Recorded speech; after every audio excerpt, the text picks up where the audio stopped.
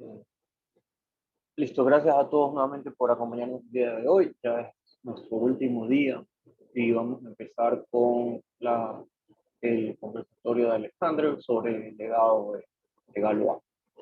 Y dale, adelante. Bueno, muy buenos días con todos. Muchas gracias, David. Vamos nosotros a tener el día de hoy nuestra segunda parte de estas dos conferencias que se ha construido para poder más o menos conversar sobre la idea de este matemático y cómo él dejó asentada una, un inicio, se puede decir, en la historia de las matemáticas. En particular, pienso que es un matemático que tuvo la mala suerte de que su vida acabara muy pronto. Eh, Hubiera sido la historia un poco diferente en el caso de que tal vez él hubiera tenido mejores oportunidades. Entonces, el día de hoy nosotros vamos a continuar con esta segunda parte desde el punto de donde nosotros nos quedamos, más o menos recordándoles brevemente lo que vimos la sesión 1. En la sesión 1 nosotros estuvimos hablando un poco acerca de lo que eran los anillos, vimos algunas introducciones, hablamos sobre raíces de la unidad.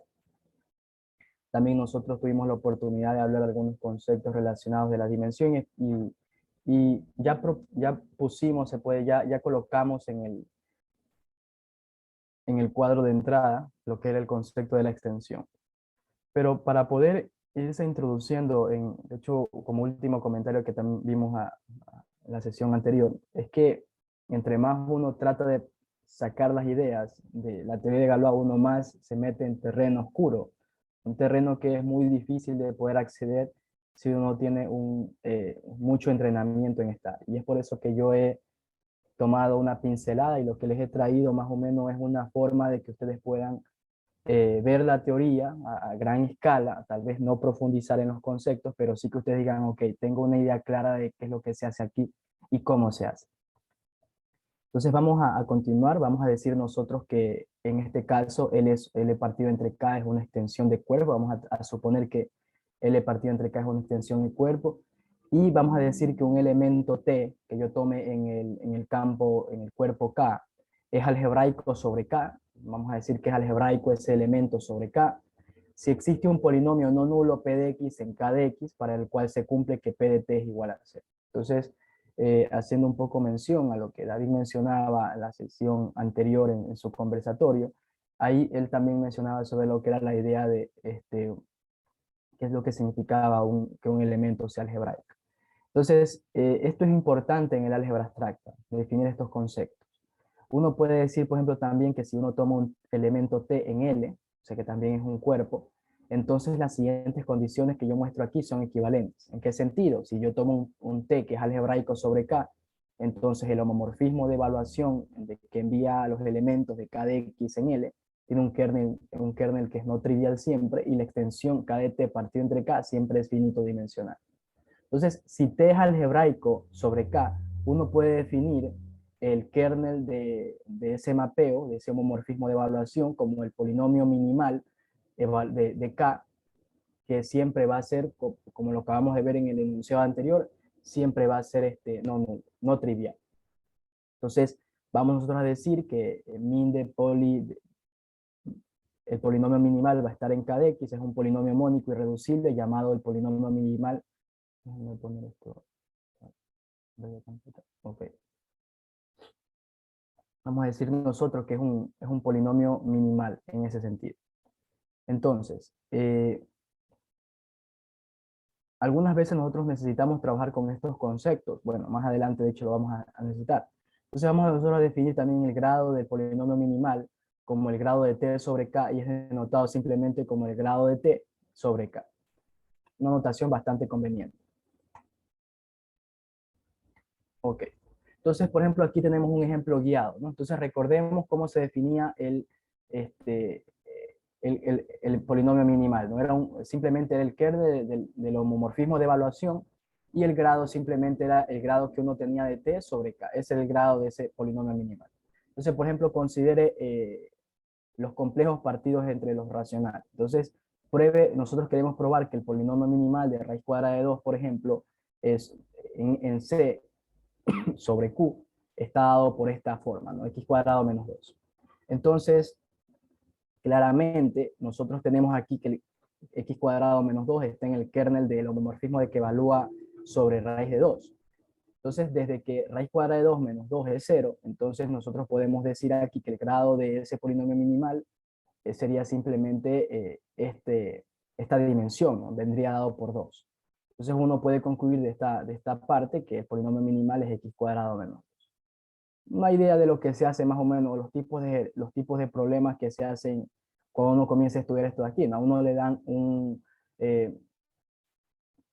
polinomio minimal, o a veces le ponen a construir polinomios minimales basados en cierta información, y uno básicamente lo que tiene que hacer es regresar a la definición y trabajarla, ¿no? Usando la definición misma. Entonces, eso. Aquí les he propuesto un ejercicio. Considere, por ejemplo, los complejos partiendo entre los racionales, y la idea sería tratar de que ahora ustedes encuentren, ya no que prueben lo que eso pasa, ¿no? Sino que encuentren usted el polinomio minimal de raíz cuadrada de 2 más raíz cuadrada de 3 sobre un ejercicio interesante que pueden tratar de ensayar los estudiantes que ya hayan tomado algún curso de álgebra abstracta. Entonces, uno puede aquí ya comenzar a definir la clausura algebraica de un cuerpo, que a veces en álgebra cuando eh, se trata de arrastrar una notación compleja, uno sabe decir la clausura algebraica de esta manera, ¿no? K, y aquí arriba le pone algebraica y clausura, una coma, ¿no? Pero a veces cuando uno ya quiere abusar ya de la notación, le pone K y una raya arriba y se acabó el problema, la clausura de algebraica del cuerpo. Por ejemplo, aquí uno puede tener que la clausura algebraica de R es los complejos. Entonces, para las extensiones que uno tiene, por ejemplo, F partido entre K y L partido entre K, este conjunto que voy a llamar yo el mon de L de K sobre K, nosotros le vamos a decir que es el conjunto denotado por todos los monomorfismos que envían L en K. ¿Y qué hacen esto de aquí? Estos elementos, estos monomorfismos, fijan los elementos que están en K. Por supuesto, uno puede demostrar, o no es complicado, se puede decir demostrar en ese sentido, que este conjunto que está aquí contiene al conjunto de todos los automorfismos de F sobre K. Entonces, y uno puede mostrar además que este conjunto de monomorfismos es cerrado bajo la composición, pero es importante, se puede decir, destacar aquí que no siempre es un grupo, desde que los elementos no necesariamente son invertibles. ¿Ok? Bueno, además, si uno tiene, por ejemplo, que esta E partido entre F es finito, entonces uno puede decir aquí que el automorfismo, en si eso llegara a pasar, el espacio en este conjunto, el conjunto de automorfismos de F sobre K es equivalente o es igual, perdón, al este conjunto de monomorfismos, ¿no? Eso es una propiedad interesante cuando estamos trabajando sobre estas partes, se puede decir E sobre F finito. Ahora, desde que eso se cumple, desde que K es una transformación inyectiva, que a su vez sería sobreyectiva, y entonces tenemos un isomorfismo, invertibilidad. Entonces uno puede hablar aquí también de lo que es una extensión normal. Entonces uno dice que una extensión es normal si la aplicación de phi en M da E para todo phi en el conjunto de monomorfismos que yo llegue a tomar de E en la clausura de K. Entonces, aquí uno define una extensión algebraica, L partido entre K, de un cuerpo, y uno dice que es una extensión separable si cualquier elemento de L es separable sobre K. Entonces ya uno define la idea de separabilidad, y entonces uno tiene aquí. Aquí obviamente alguien me puede preguntar, bueno, ¿y qué significa entonces al final que sea separable? Entonces, esto es algo que en lo personal no quise profundizar porque hay que regresar mucho en el álgebra para poder tener una idea. Entonces, yo lo que quiero más o menos contarles es que este es el tipo de cosas que se definen para poder tratar de entender el primer teorema el teorema fundamental de la teoría de Galois. Estas son estas ideas, más sobre todo las palabras que yo he escrito aquí de color azul, que son estas ideas que aparecen o que son fundamentales para entender los conceptos. Y también esta es la forma en la que se va estudiando la teoría de Galois. Uno va comenzando a estudiar. Ahora alguien me puede decir, sí, pero también uno puede estudiar esto sin tanta álgebra abstracta. Y yo le podría decir que usted puede estudiar la teoría de Galois utilizando simplemente conceptos relacionados a anillos, a polinomios. El problema es que usted no va a tener tanta riqueza eh, en propiedades como cuando usted ya empieza a estudiar la teoría desde el punto de vista algebraico. Y es por eso que cuando usted toma un libro de teoría de Galois, o sea, de esta teoría, usted se dará cuenta que la mayoría de autores, no todos, siempre tratan de trabajar comenzando a introducir los conceptos de anillos, grupos y todo esto de aquí, porque ahí es donde hay una riqueza importantísima en este sentido. Entonces, aquí es donde ya nosotros empezamos, antes de definir el grupo de Galois, uno define lo que es la extensión de Galois. Y uno dice que una extensión finita, si uno extiende E partido entre K, si eso es una extensión finita, entonces vamos a decir nosotros que esta va a ser una extensión de Galois finita también, si se cumple que es normal y separable. Entonces, si usted le dan una extensión finita y usted le dicen, pruebe que esta extensión es de Galois, entonces lo que usted tiene que probar es que la extensión es normal, es decir, que el mapeo de phi sobre E es igual a E para todo phi en el conjunto de monomorfismos de E en cada clausura, y además tendría que probar que es separable. Ok, una vez que uno define esto, uno entonces puede, por ejemplo, podría tratar de hacer esto, ¿no? O sea, uno podría tratar de probar que el conjunto de monomorfismos de esta extensión de aquí sobre K es igual al conjunto de automorfismos de aquí sobre K. Entonces, nótese que si usted, por ejemplo, si usted prueba que este conjunto es finito, entonces usted tendría garantizado, usted tendría garantizado que este conjunto de automorfismos es equivalente o es igual a este conjunto de monomorfismos que está acá, ¿no? Solo hay que tener cuidado con, con cómo uno trabaja. Por supuesto, esto no es algo sencillo, esto no es algo fácil, probar que estos dos conjuntos realmente son iguales. No es algo como dice trivial, ¿no? Esto no es nada trivial de hacer, necesita mucho trabajo de campo. Bueno, y entonces aquí es donde nosotros introducimos este literal número 11, que es básicamente cuando usted siempre vaya a leer algún grupo de teoría de Galois, siempre llegará a este punto. Y cuando usted ya haya llegado a este punto, dirá, ahora sí puedo descansar, ya puedo estar tranquilo, ya mi vida ya tiene sentido. Porque para una extensión de Galois finita, sobre K, uno puede definir el grupo de Galois, que es el grupo de esta extensión de aquí, como el automorfismo de E sobre K. Eso es en esencia lo que es un grupo de Galois. Y toda la teoría de Galois, o gran parte de la teoría de Galois, se caracteriza porque usted esté calculando los grupos de Galois.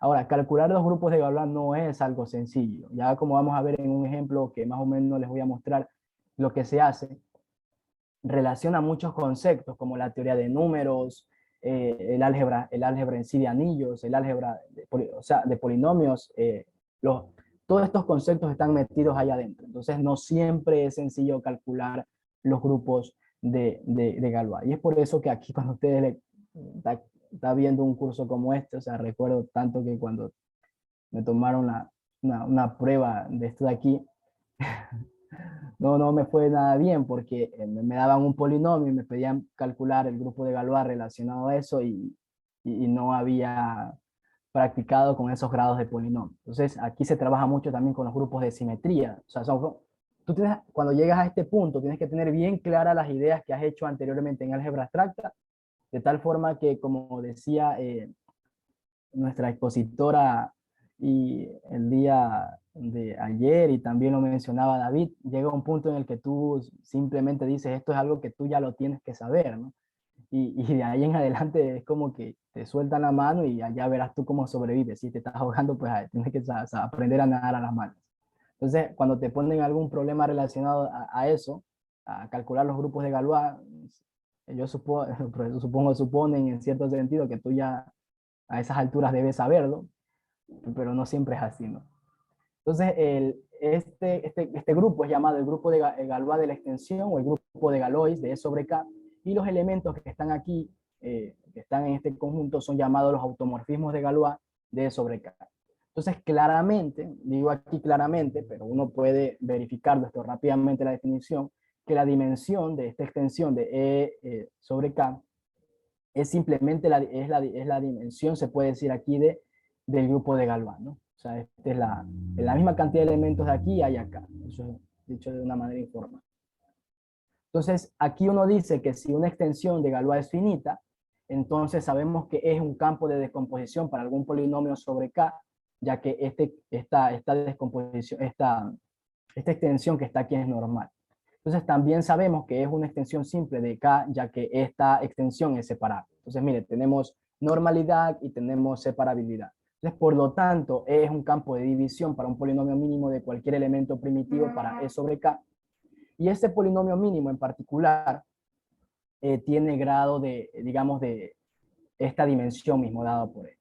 A menudo es conveniente utilizar estos hechos para interpretar los elementos del grupo de Galois como permutaciones de las raíces de algún polinomio que se divide sobre él. Y esto es lo que yo le menciono, o lo que le mencionaba, que cuando uno está calculando los grupos de Galois, es importante tener presente este tipo de cosas sobre la separabilidad y la normalabilidad, porque estos elementos son los que me permiten a mí dar una interpretación a través de las permutaciones o de los grupos justamente de simetría para poder encontrar estos grupos en sí de Galois y tener una idea fundamental de lo que se hace. Ok, entonces la notación que está aquí, que es muy similar a la notación que nosotros utilizamos cuando estamos hablando, por ejemplo, de subespacio, aquí nosotros utilizamos esta notación H y un triangulito inclinado hacia la izquierda, significa que H es un subgrupo normal de un grupo de G. Entonces esa es la notación que uno utiliza. Y ahora uno introduce el concepto de grupo soluble. Entonces un grupo voy a decir que es soluble si tiene una serie finita de subgrupos de esta manera, que están contenidos de esta forma, y tal que se cumple que los G sub I son normales respecto a los que le siguen, y que, digamos, estos cocientes, G sub I más 1 partido entre G sub I, son conmutativos para I igual a 0 n menos 1. Lo que en pocas palabras, o una interpretación que uno le puede dar al grupo, cuando uno dice que un grupo es soluble, es que básicamente cuando un grupo es soluble, cuando se puede descomponer de alguna manera en estos elementos y en grupos, digamos, normales. Esa es como que la idea fundamental que hay detrás. Si usted puede descomponer ese grupo, lo puede hacer de tal forma que todos los que estén contenidos dentro de él sean normales y que sus cocientes sean conmutativos, entonces uno puede garantizar la solubilidad del grupo. Y este es un concepto que es importante dentro de la teoría de Galois.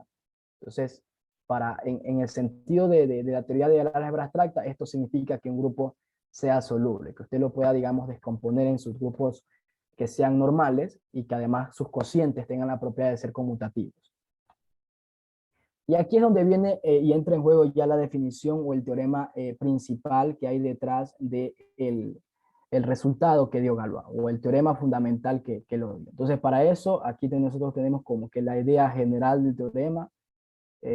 Hay versiones del teorema que son mucho más complicadas que esta, y uno no elige la notación de tal forma que sea complicado de leer, sino que ya es la historia que a veces selecciona la notación. Por ejemplo, cuando usted dice para todo épsilon mayor que cero, usted no anda diciendo por ahí para todo delta mayor que cero existe un épsilon mayor que cero, ¿no? O sea, ya es como la cultura matemática, escribir para todo épsilon mayor que cero existe un delta mayor que cero y cosas así. Ya utiliza el épsilon en ese sentido.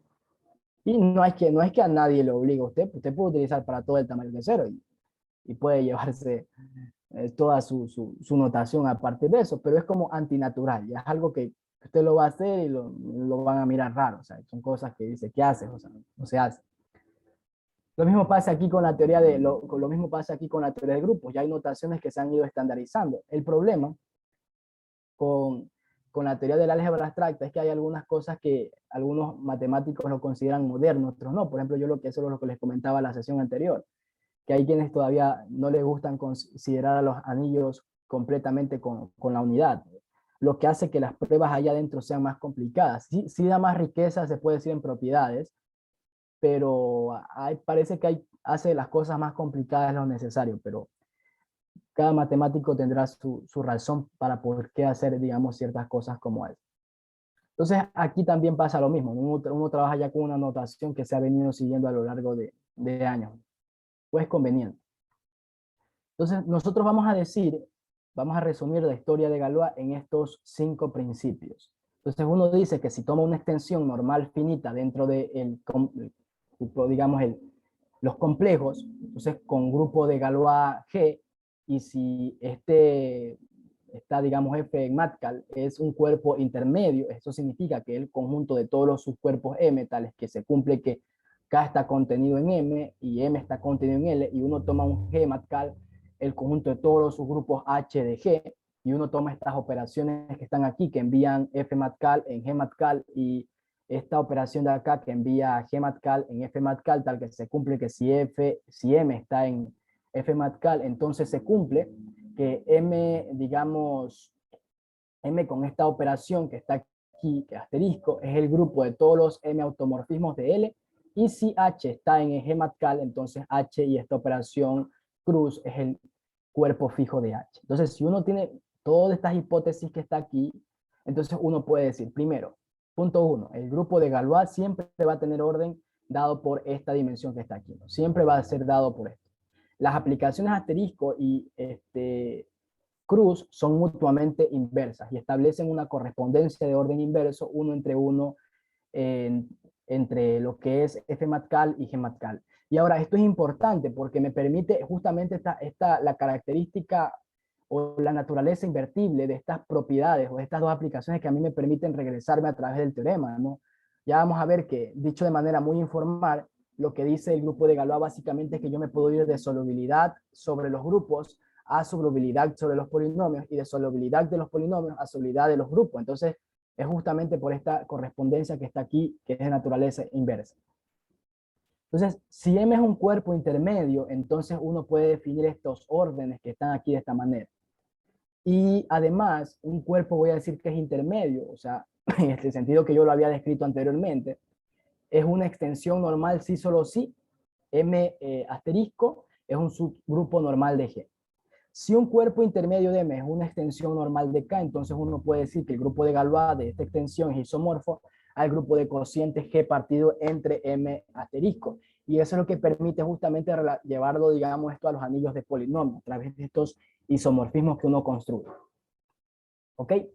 Vamos a aterrizar un poco la idea. Ya esto de aquí es un poco, digamos, complicado de leer, incluso todavía es un poco complicado para mí de explicar.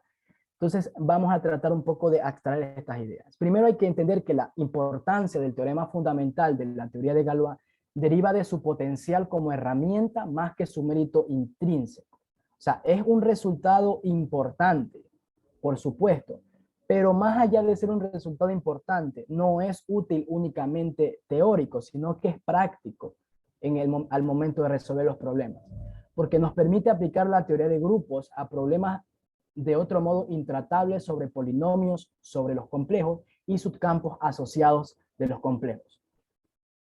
El teorema fundamental, ahí hay una errata, el teorema fundamental de la teoría de Galois es demasiado para asimilarlo de una sola vez. Y eso se lo dirá cualquier, me lo decía mi profesor, y yo me sentía feliz porque no entendía ni nada en absoluto al inicio. O sea, uno entiende cuando uno ha trabajado con las definiciones y los principios, uno entiende lo que dice, ¿no? Al menos las ideas, pero de ahí a cómo está relacionado esto con los polinomios, pues al menos yo no tenía ni la más remota idea. Entonces, esto es algo que siempre me comentaba también, porque esto es algo que es difícil asimilar de una sola vez. Entonces, no se sienta mal si no está claro cómo esto se relaciona con la fama de buscar soluciones polinomiales. Para entenderlo, vale la pena dedicar algo de tiempo a pensar sobre este hecho fundamental y está ahí. Pero, sin embargo, a mí me gustaría darles la idea, qué es lo que se hace con este teorema que está acá. Entonces, aquí he escrito la idea. Suponga que nosotros deseamos saber si esta ecuación que está aquí, esta ecuación quíntica, que es una de las famosas ecuaciones quínticas, puede ser resuelta por radicales sobre Q. Entonces un día usted se levanta, se sienta a la orilla de su cama y dice, quisiera saber si esta ecuación polinomial la puedo resolver yo. ¿Será que yo a partir de los coeficientes? Eso es lo que usted se pregunta, ¿no? Así como la ecuación cuadrática. Usted a partir de los coeficientes, de la naturaleza de los coeficientes de la ecuación cuadrática, usted puede conocer si las raíces van a ser complejas, si las raíces van a ser reales. Usted puede darse cuenta de eso, ¿no? De la naturaleza en sí de los coeficientes. Entonces usted se levantó, se puso a la orilla de su cama y estuvo ahí pensando. Dice, ¿será que esta ecuación quíntica la puedo resolver así de esa manera? Entonces eso se preguntaron los grandes matemáticos de ese tiempo. Entonces dijeron, bueno, a lo mejor sí, a lo mejor no.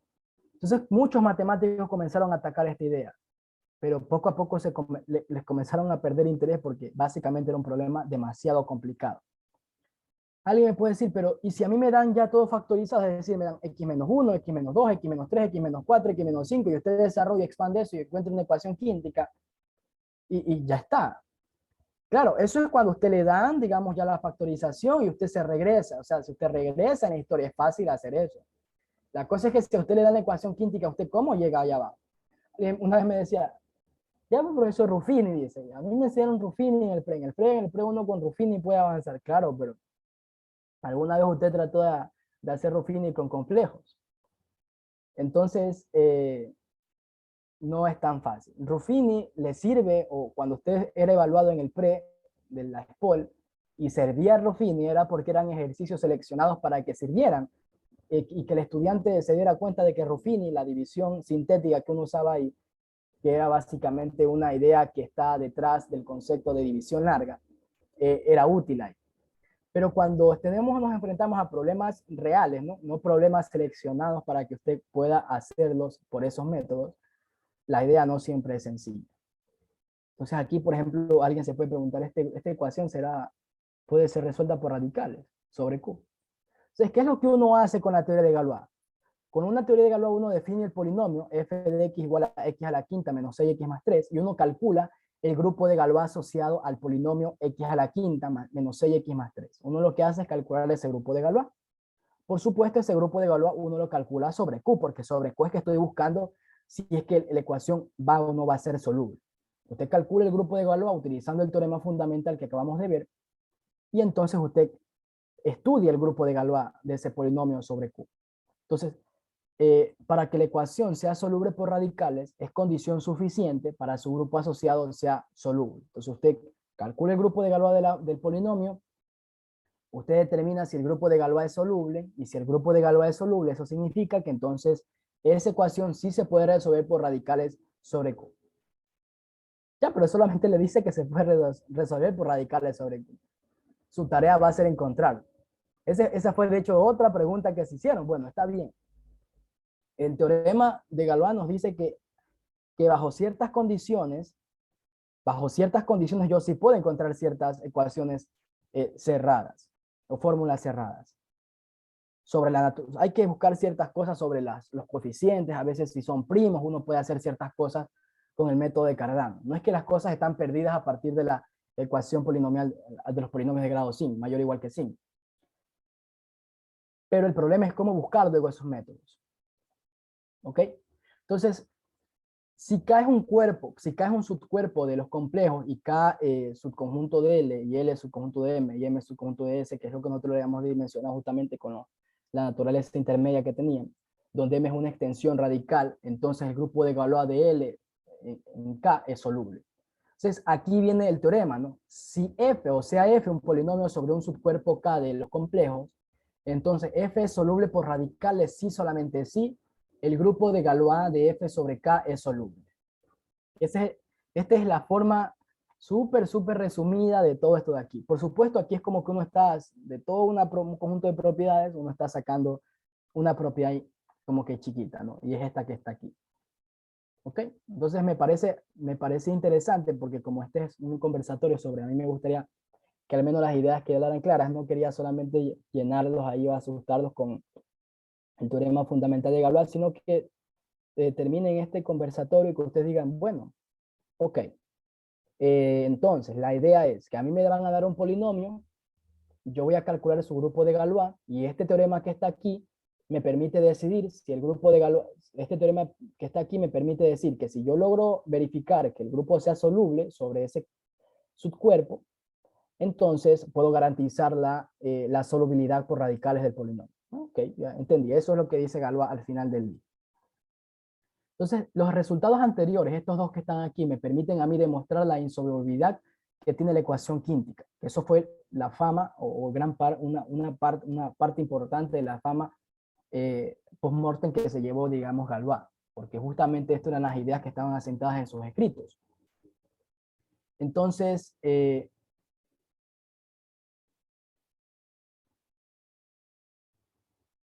ok,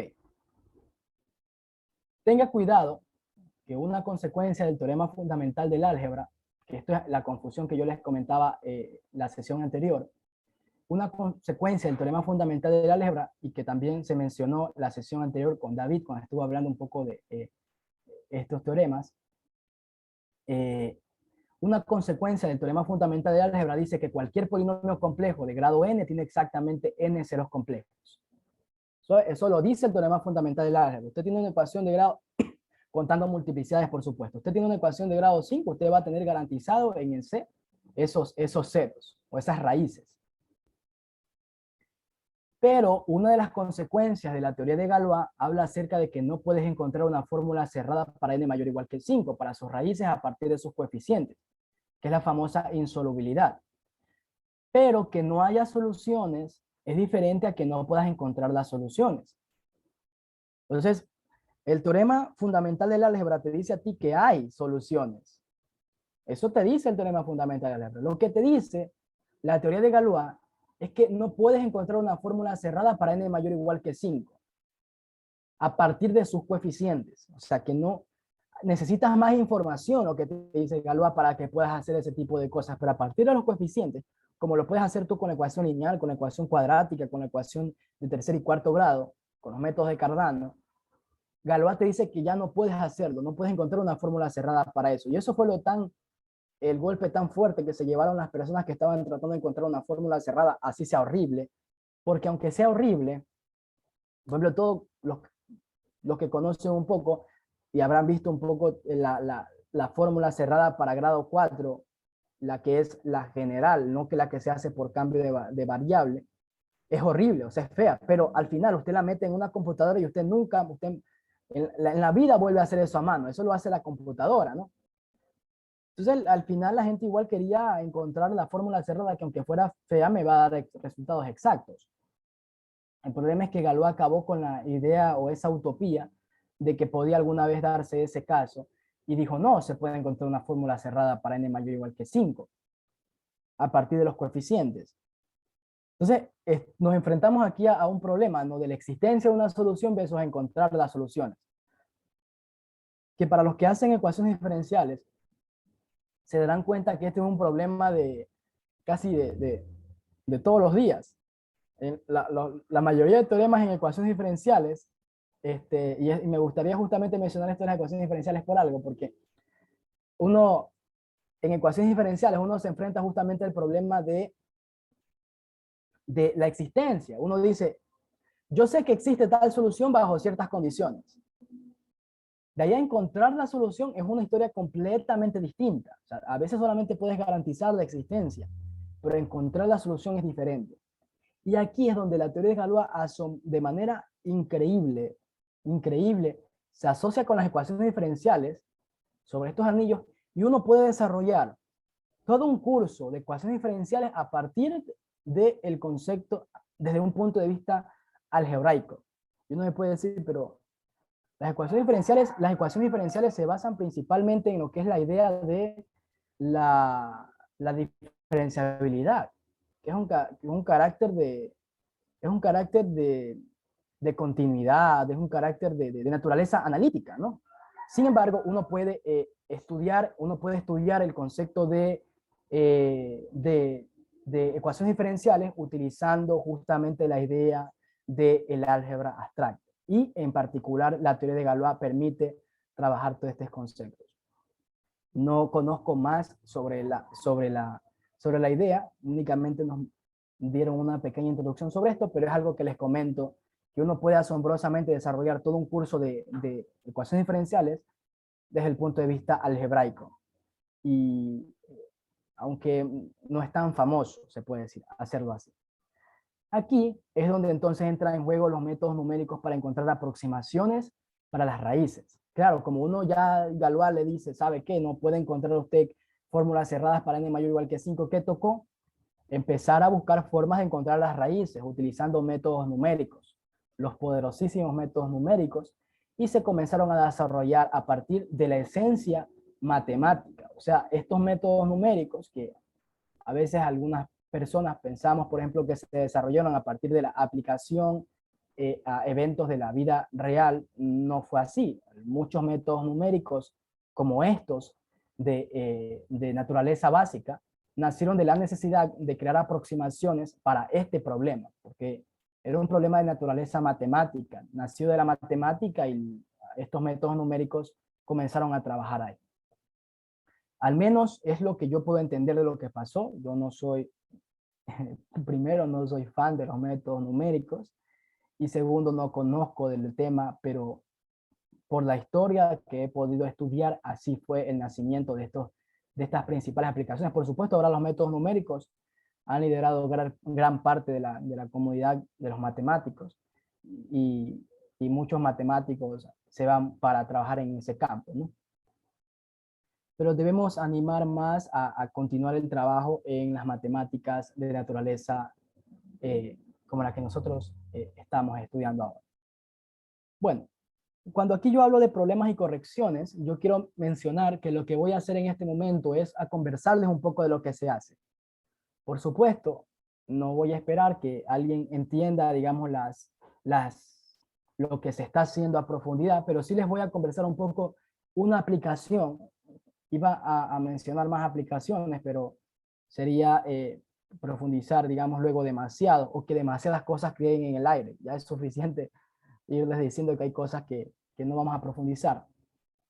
Pero sí me gustaría decirles una de las aplicaciones que permite hacer la teoría de Galois, y que es la de mejorar las soluciones, que es la que yo les había mencionado en la sesión anterior de clase. Entonces vamos nosotros, supongamos que a usted le dicen que quiere calcular el coseno de 3 grados, sexagesimales. Entonces usted va a la computadora, o tal vez usted, porque coseno de pi sobre 60, no sé cómo usted lo calcula sin utilizar calculadora, al menos con los conocimientos fundamentales. Alguien me puede decir, ya, utilizo identidades trigonométricas. Bueno, no sé cómo usted lo quiera calcular, pero coseno de 3 grados es un coseno que es complicado calcular.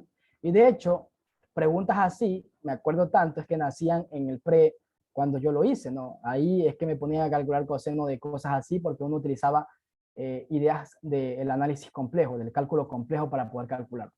Entonces, uno puede ir a la calculadora, uno pone ahí en la calculadora y pone coseno de 3 grados, asegurándose de que está cambiando a, a radianes, o uno en la calculadora coloca coseno de pi 60 y la calculadora ya tiene inmerso lo que son ese método numérico de aproximación, y él te va a dar 0.9986295, ¿no? Y más dígitos decimales. Yo he cortado ahí, dije aproximado.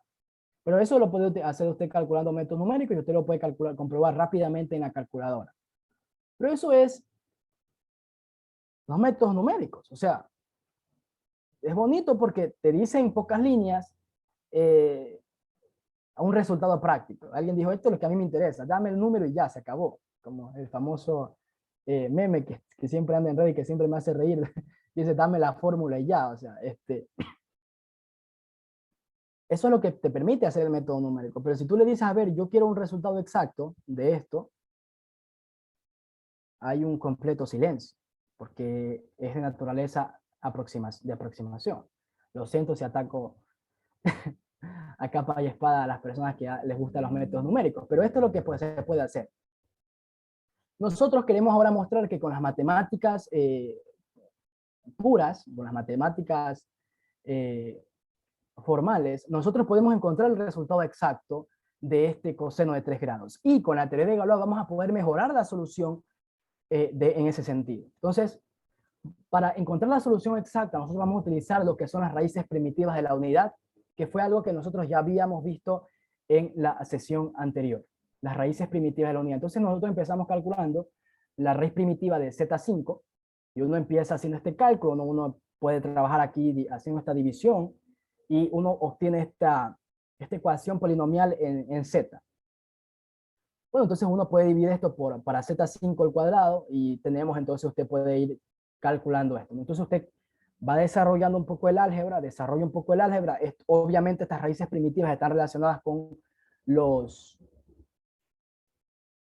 con, con las identidades trigonométricas. Entonces usted va reemplazando, reemplaza estas cantidades y listo, ¿no?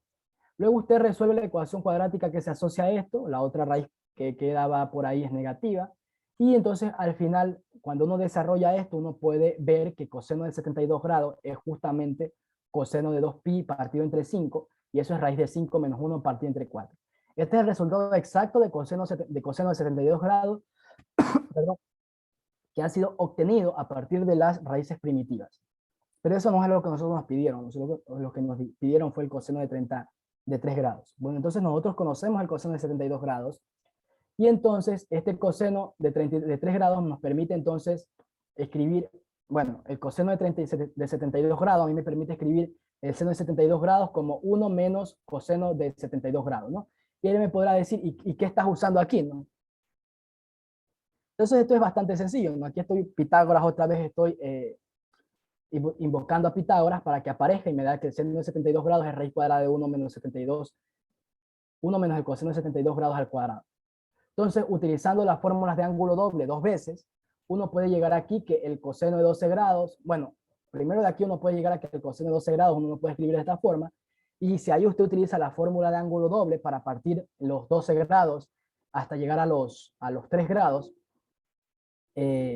entonces usted puede obtener este resultado que está aquí. Que el coseno de 3 grados es un cuarto de la raíz cuadrada, de la raíz cuadrada, de la raíz cuadrada, de la raíz cuadrada. Y que si usted esto lo mete en la calculadora, o sea, este es el resultado exacto de coseno de 3 grados. Pero si usted lo mete en la calculadora, estas raíces cuadradas anidadas, usted las puede comprobar. Si no me cree, compruébenlo en la calculadora. Usted llegará a la misma respuesta aproximada, ¿no?, que nosotros teníamos, pero ahora nosotros no solamente tenemos la aproximación, tenemos el resultado exacto. O sea, tenemos el resultado exacto. Y no sé qué tan, cuando yo vi, o sea, cuando recién empecé a hacer este tipo de problemas, yo me quedé así como que, yo dije, wow, o sea, un resultado exacto, genial. Pero cuando me dijeron, pero esto no es todo lo que se puede hacer. Galois nos dice que yo puedo mejorar esta solución y yo me pregunté, bueno, ¿y por qué queremos mejorar esta solución? Así como está bien, o sea, igual. Porque igual es costoso sacar esta raíz cuadrada de la raíz cuadrada de la raíz cuadrada. Y lo que se pregunta en la teoría de Galois es, usando la teoría de Galois, yo puedo mejorar y quitar esos radicales. Y la otra pregunta es, si yo puedo quitar esos radicales, ¿hasta cuántos radicales yo me puedo quedar? Aquí estoy trabajando con 4 radicales, que es decir, tengo un nivel de complejidad más alto. Pero yo puedo bajar esa cantidad de radicales. No quiere decir que esta sea una mala solución. De hecho, un estudiante que empieza un curso de álgebra en anillos y toda esta cuestión de álgebra abstracta, no le es complicado llegar hasta aquí. Pero puedo yo mejorar la solución, puedo yo quitar algunos radicales para quitar un poco la complejidad. Y eso es lo que nos dice Galois. Pero el método empleado anteriormente es una forma inteligente de resolverlo. Entonces, la respuesta es no. Desde que da un resultado que contiene 4 raíces anidadas, cuando en realidad solo se necesitan 2 raíces anidadas. Por supuesto, ver el problema aquí, ver que uno lo puede mejorar, no es algo inmediato. Y no es que yo digo, lo puedo, ¿cómo sabes que lo puedes reducir a 2 raíces anidadas? Porque ya resuelve el problema. Pero no es que algo uno lo ve y ya sabe, ¿no? Entonces, para ver que esto es cierto, entonces lo que nosotros vamos a hacer es utilizar la teoría de Galois. Lo que uno empieza viendo un poco es definiendo una raíz primitiva nuevamente, y uno empieza haciendo, digamos, una partición aquí, en este sentido, una factorización, para poder emplear el teorema chino de los restos. Para los estudiosos de la teoría de números, para los estudiosos de la teoría de números se darán cuenta que el teorema de chino de los restos me permite, digamos, justamente trabajar con esto. Entonces, mire, yo puedo dividir esto en 8, el 120, digamos, el grupo de Galois de Q de psi de 120 partido entre Q es isomorfo a esta aplicación, ¿no? Z de 120, pero esto de aquí, en el conjunto de los invertibles, ¿no? En el grupo de los invertibles, esto yo lo puedo partir por isomorfismos a través de 8, de 3 y de 5, en este sentido, que justamente es el teorema de los chinos de los restos, en álgebra abstracta me permite hacer eso. Entonces nosotros tenemos que este Z8 en XD es isomorfo, este nuevo, digamos, Z2 cruz Z2, y entonces uno puede ir encontrando las correspondencias respectivas para estas nuevas clases que están aquí. Entonces uno lo que hace aquí es, ok, con esto uno puede calcular el grupo de Galois y quitarse esas cosas invertibles y quedarse simplemente con Z2, Z2, Z2 en cruz, cruz, Z2 y Z4. Entonces uno continúa el cálculo de los grupos de Galois, continúa calculando, va calculando aquí, hasta que en este momento, por ejemplo, uno puede, digamos, probar que el grupo de Galois asociado a Q de psi de 120, en Q de coseno de 2pi 120, es, digamos, el conjunto de ID y tau, donde tau es la conjugación compleja que uno toma sobre Q de 120. Y entonces, a través del primer isomorfismo que uno toma de tau, correspondiente a la clase de -1 en 120, otra vez uno vuelve a utilizar el teorema chino de los restos y uno continúa trabajando y reduciendo esto a través de isomorfismo para tratar de mejorar, se puede decir, la solución. Entonces, una vez que uno hace eso, continúa el cálculo, no es sencillo, hay que seguir calculando, uno, digamos, sigue trabajando a través de isomorfismos, sigue, digamos, mejorando la solución, y uno, por ejemplo, puede llegar aquí a la fórmula canónica de Smith, que esto es algo que se ve en, no sé, bueno, la verdad es que no se ve en el álgebra lineal que nosotros vimos, pero esto es una forma canónica que uno trabaja mucho en la teoría, digamos, de grupos. Uno tiene esta fórmula canónica que está aquí, 2 en una parte de la diagonal, 2, 2, 4, y acá en debajo de la primera fila tiene un 1, y debajo de la última fila, de la última columna, perdón, tiene un 2, ¿no? Entonces, entonces uno puede obtener, digamos, esta reducción que está aquí, y a partir de esto, uno entonces puede concluir que el grupo de Galois asociado a esto viene dado mediante Z2, Z2, Z4. O es isomorfo, ¿no? Es isomorfo, perdón, a Z2, Z2, Z4. ¿Y qué me dice esto? Pues me dice justamente lo que yo necesitaba saber, ¿no? Que yo puedo mejorar la solución hasta justamente a este productorio que está aquí. Bueno, y esto significa, o sea, cuando uno ya, digamos, puede más o menos interpretar estas ideas, esto lo que uno hace es eso, ¿no? Entonces, a gran escala lo único que uno es que toma un grupo de Galois y uno comienza a través de isomorfismos a mejorar la solución. O sea, ya uno sabe más o menos, se supone que uno ya más o menos ha calculado la solución. Entonces uno con los grupos de Galois, a través de isomorfismo, uno comienza a mejorarlas, a mejorarlas, a mejorarlas, y entonces uno dice, ok, ya sé a dónde tengo que trabajar. Y entonces la pregunta es, ya sé que ya puedo mejorar la solución a dos raíces anidadas, porque eso es lo que me dice esta conclusión que está acá. La pregunta es, ¿hasta qué punto son, o sea, cómo las encuentro? Entonces, usando, digamos, esta idea anterior, uno puede trabajar con psi de 5, luego uno a partir de eso calcula psi de 8, psi de 3, y luego utilizando el GCD de estos elementos, 3.5, 3.5, 8.3, igual a 1, en este caso, uno puede usar Bezout, o sea, uno usa Bezout, y uno puede calcular la z combinaciones de estos números y darse cuenta que es justo 1 por Bezout. Y entonces uno mira, aquí tiene menos 3 por 5, menos 2 por 8 por 5, y más 4 por 8 por 3 igual a 1. Entonces uno puede obtener psi de 120 y obtener estos cálculos e irlos mejorando a través, digamos, de conjugadas. Y entonces uno puede concluir que el coseno de 3 grados es justamente coseno de 2pi partido entre 120, que es la parte real de psi de 120. Y la parte real de eso es justamente la parte real de psi de 8 conjugado por psi de 3 por psi de 5 conjugado. Pero usted ya conoce psi de 8, usted ya conoce psi de 3 y usted ya conoce psi de 5. Toma la parte real de estos elementos en el productorio, multiplica, opera y mire cómo hemos mejorado nosotros la solución. Ya hemos logrado quitar los radicales, los 4 radicales anidados, y hemos quedado nosotros como máximo en 2 radicales anidados, que este es el único radical anidado que tenemos, ¿no? Raíz cuadrada de 10 más 2 raíz de 5. Entonces, el coseno de 3 grados también es lo mismo que el coseno que nosotros calculamos hacia acá un rato. Entonces, hemos mejorado nosotros la solución, y además de eso, usted puede comprobarlo numéricamente colocando esto en la calculadora. Como usted colocó esto en la calculadora, le va a dar 0.9986295, ¿no? Que es justamente la aproximación que nosotros teníamos. Y aunque no es tan obvio, no es tan obvio, pero es un buen ejercicio aritmético, tratar de probar que esta expresión que está aquí es equivalente a la expresión, bueno, es igual a la expresión a la expresión que nosotros encontramos acá. No es fácil, pero se puede hacer y se puede comprobar. Y esta es una de las aplicaciones que tiene el teorema, el cálculo de los grupos de Galois. Obviamente está afuera, estoy dejando afuera la otra aplicación que nosotros, digamos, conocemos, que es la aplicación relacionada a la naturaleza, encontrar, digamos, la solubilidad, pero es algo que ya lo había mencionado mucho, entonces no quería, digamos, irme por allá. Pero esto es una aplicación que a mí me parece interesante. En lo personal, a mí me parece interesante cómo uno puede ir mejorando la solución.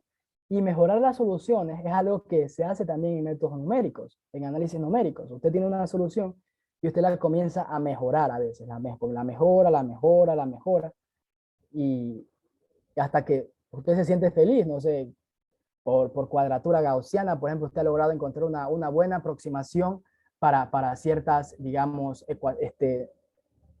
integrales, ¿no? Entonces, eh, son cosas que allá se hacen y que también uno lo puede hacer a nivel abstracto acá. ¿Ok? Bien. Uno puede, por ejemplo, también calcular el grupo de Galois. Es la otra aplicación que está aquí. Uno puede calcular el grupo de Galois de este polinomio sobre Q. Entonces, ¿qué uno hace? Comienza a trabajar en módulo 3 y entonces uno comienza, estas igualdades significa que estoy trabajando aquí en módulo 3, ¿no? Módulo 3, módulo 3, módulo 3. Entonces, y el término constante que uno tiene aquí de f de x más 2 es f de 12 igual a 33, y entonces f de x más 2 es un polinomio Einstein en ese sentido, en p igual a 3. Recuerde que eso es lo que podía hacer el polinomio, entonces puedo garantizar irreducibilidad, ¿no? Eso es lo que decía ese criterio, que usted puede garantizar irreducibilidad si usted logra encontrar un primo que garantice eso. Por lo tanto, usted puede encontrar las raíces de este polinomio, esta ecuación que está aquí, cuadrática, que en este caso son 2 más menos raíz de 3, ambas positivas. Y entonces usted puede definir aquí un a en raíz cúbica de 2 más raíz de 3 mayor que 0, y usted puede definir un k de la forma q de a de psi de 3. Esto es q de los racionales, ¿no? A veces da un poco de pereza estar escribiendo esa mat bb de q, y entonces le puse q nada más, lo siento por eso. Entonces, desde que raíz de 3 uno sabe que está en q de a, y psi de 3 uno sabe que viene de esta forma. Entonces nosotros además podemos escribir k de esta manera, ¿no? Como q de a de i. Entonces nosotros calculamos la dimensión de la extensión de q de a de q y luego de k en k, y entonces uno toma, por ejemplo, un psi en este grupo que está aquí, de Galois justamente, y entonces uno dice, ok, si de A puede calcular todas las combinaciones posibles, y uno llega a que son 3 por 2 al cuadrado, y continúa los cálculos a través de estas combinaciones. Perdón, acá.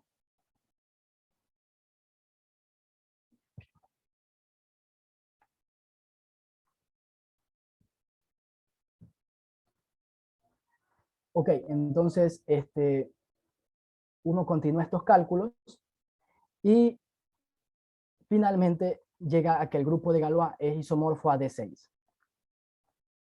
¿Podemos resumir esto? Sí, un poquito. Uno entonces lo que está diciendo aquí es que esta ecuación, o sea, este polinomio x a la sexta menos 4x al cubo más 1, que se puede factorizar de esta manera, tiene estas raíces, ¿no? Y por lo tanto el grupo de Galois asociado, G, que yo lo llamé así, es isomorfo a D6. ¿Okay? Entonces, esto es al menos una forma en la que se puede calcular los grupos de Galois. Perfecto. Entonces, me gustaría dar algunos comentarios finales sobre este conversatorio. Primero, claramente hemos caminado de puntita sobre todo la teoría de la cual se fundamenta la teoría de Galois. Existen muchos matemáticos que se dedican todo su doctorado a estudiar esta increíble y apasionante teoría. De hecho, a mí me gustaría, de hecho, dedicarme justamente a esta área de las matemáticas. Me ha llamado bastante la atención. Yo espero que en algún futuro también en la universidad aquí, en SPOL, se pueda dictar algún curso de teoría de Galois que no tenemos por el momento. pero es algo interesante, sobre todo para las personas que se quieren en algún momento dedicar a esto. Y a mí me gustaría hacer mis estudios superiores en esta teoría, sobre todo porque hay una parte fundamental de la teoría de Galois que se relaciona con las ecuaciones diferenciales y sobre la naturaleza de buscar existencia a ciertas soluciones. Entonces es muy complicado en dos conversatorios explicarles, y mucho menos incluso si fuera una semana, igual sería bastante complicado llegar a este nivel. Pero esto es más o menos las cosas que se hacen. Hemos caminado, como yo digo, de puntillas a través de la teoría. Entonces, una parte de la belleza de la teoría de Galois es la capacidad de mezclar muchos elementos, como usted ha visto. Aquí hablamos de grupos, nos saltamos por anillos, luego fuimos por cuerpos, luego fuimos por raíces de polinomios, luego hablamos de solubilidad, que son conceptos que por sí ya se pueden estudiar por su propia cuenta. La teoría de Galois relaciona todos estos conceptos y los introduce en una sola idea. Dicho de manera muy informal, con temor a que un matemático justificadamente detenga mi discurso, nosotros podemos decir que uno de los resultados fundamentales de la teoría de Galois es la siguiente. Un polinomio P de X tiene solución en un cuerpo K si solo si su grupo de Galois es soluble. En general, es un problema difícil calcular el grupo de Galois de una extensión de un cuerpo dado, particularmente cuando no hay una representación implícita para los elementos de los cuerpos que son grandes. Y eso es lo que usted ha visto que en el ejercicio que hice, por ejemplo, acá, era complicado porque estábamos trabajando con grupos que son feos, en pocas palabras. Entonces es un poco complicado calcularlos ahí. Pero no siempre es difícil, porque, por ejemplo, mire, se dio cuenta que acá era más sencillo, ¿no? No fue tan difícil calcularlos. Entonces, los típicos problemas a los que uno se enfrenta aquí son los de solubilidad por radicales. La teoría de Galois también nos dice que polígonos, la teoría de Galois también nos ofrece otro tipo de cosas, y por ejemplo también le dice que qué polígonos usted puede construir utilizando únicamente regla y compás. Por supuesto, habría que definir qué significa utilizando únicamente regla y compás, ¿no? Entonces, una construcción por regla y compás en el sentido de la geometría de Euclides es una sucesión finita de las siguientes tres operaciones siempre. Primera operación que está permitida realizar. Está permitido trazar una línea recta desde un punto cualquiera hasta un punto cualquiera. Esa es una operación permitida dentro de la construcción de regla y compás a través de la geometría euclidiana. Dos, es posible o está permitido que usted produzca una línea recta finita continuamente de una línea en una línea recta. O sea, usted la puede ir continuando. Y tercera cosa que usted puede hacer a través de la regla y compás es describir un círculo cualquiera con cualquier centro y cualquier distancia. Son las tres cosas que usted está permitida. Y la teoría de Galois dice que la teoría de Galois le dice qué polígonos usted puede construir utilizando únicamente regla y compás en este sentido que yo acabo de mencionar. Además de eso, nosotros también podríamos en algún futuro hablar sobre cómo se hace esto. La geometría, la teoría de Euclides, la teoría de Galois a través de este tipo de geometría es más visual, pero la teoría de Galois tiene muchísimas aplicaciones. Entonces, yo en particular, yo no conozco muchas, y entonces simplemente en esas ahí no quería comentar, no quería que mi exposición quedara únicamente como esas exposiciones que son de carácter netamente divulgativo, a lo que usted va a YouTube y ve alguna divulgación relacionada a eso, y que sí, se puede entender, pero no hay ideas formales detrás de eso, ¿no? Yo quería que de alguna manera ustedes dijeran, ok, o sea, se nota que aquí, digamos, yo ya, digamos, entiendo claramente las ideas, ¿no? Que ustedes ya puedan conversar con alguna persona y decir, ¿sabe qué? Yo conozco de qué va la teoría de Galois, yo puedo calcular un grupo de Galois, ¿no? Los invito a calcular cada vez que se levanten por la mañana un par de grupos de Galois. Bueno, eso sería todo por estas dos partes de esta conferencia, perdón, conversatorio. Les agradezco a todos por su, su paciencia. Espero me sepan disculpar si hay alguna cuestión que no haya quedado tal vez clara. Y sobre todo les invito a que ustedes puedan conocer un poco más sobre la teoría de Galois, que ustedes puedan interiorizar un poco en ella para los estudiantes que les gustan estas ideas. Y que bueno, que si tienen alguna pregunta, algún comentario o algo, puedo escucharlos. Y gracias a David también por la invitación y digamos, esta serie, digamos, de conversatorios que hemos tenido nosotros, porque hemos tenido la oportunidad de aprender mucho. De hecho, ayer estaba bastante interesado en la forma en la que se mencionó la diagonalización, las ideas que había detrás. Me gustaron muchas, yo digamos me gustan mucho las integrales, así que voy a rescatar por ahí esa parte. Entonces por ahí andaba calculando, entonces cuando decían, tiene 3 minutos para calcular integrales, yo ahí estaba también calculando integrales. Entonces, me gustó mucho porque hay algunas cosas que yo decía, pero esto de aquí no.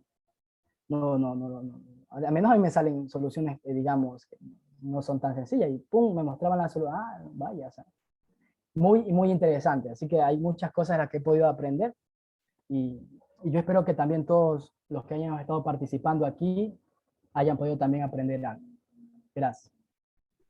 Gracias, Etiel. Como comentario sobre tu charla, me parece que, o sea, del comentario final, creo que también se puede aplicar la teoría de Galois para los problemas clásicos de la antigüedad, como la trisección de un ángulo. O sea, no solo lo de los polinomios, sino también para Sí. la trisección de un ángulo se puede probar que no siempre es cierto que puedes trisectar un ángulo y Ujú. todas esas cosas. Eso es otra, es una aplicación también que está detrás de ahí. Ujú. Hay muchas La aplicaciones dentro de la geometría euclidiana.